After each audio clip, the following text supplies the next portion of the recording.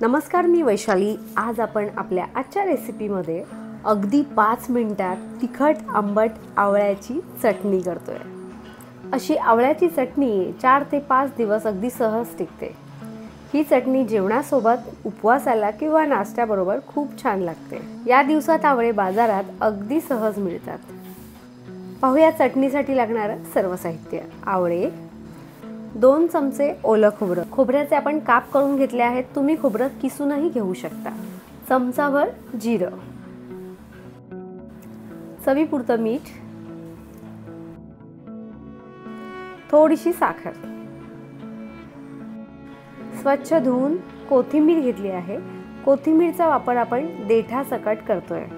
तुम्हाला जितकं तिखट खायला आवडतं तितक्या आवडीनुसार हिरव्या मिरच्या, त्याचबरोबर लिंबू।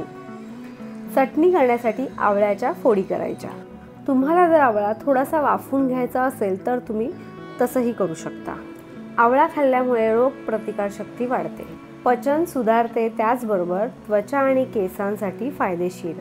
आपण घेतलेल्या सर्व आवळ्यांचे छान काप करून झाले आहेत। मिक्सरचं भांडं घ्यायचं आणि यामध्ये आवळ्याचे सर्व काप घालायचे, ओलं खोबरं आणि त्याचबरोबर हिरव्या मिरच्या, अगदी चिमूटभर साखर। साखरेचं प्रमाण तुम्ही आवडीनुसार कमी जास्तही करू शकता।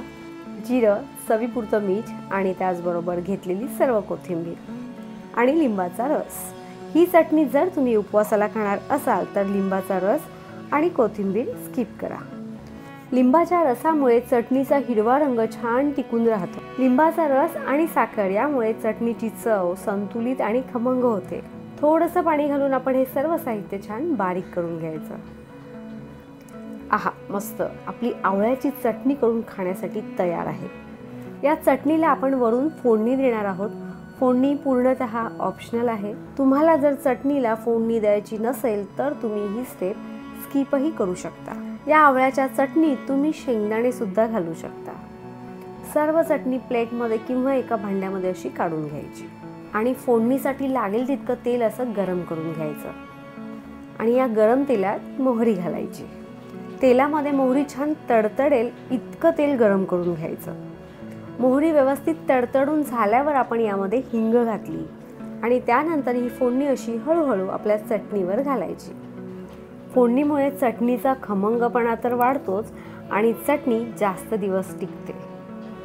अशी चटणी करून तुम्ही फ्रीजमध्ये ठेवलात तर ती 5 ते 6 दिवस अगदी सहज टिकते। तुम्हाला सांगते, अशी गरम गरम चटणी भाकरी, चपाती किंवा उपवासाच्या इडली बरोबरही खाऊ शकता। वेळ झाली आता निरोपाची। तुम्हाला जर आपली आजची रेसिपी आवडली असेल तर आपल्या रेसिपीला लाईक करा, शेअर करा आणि सबस्क्राईबही करा।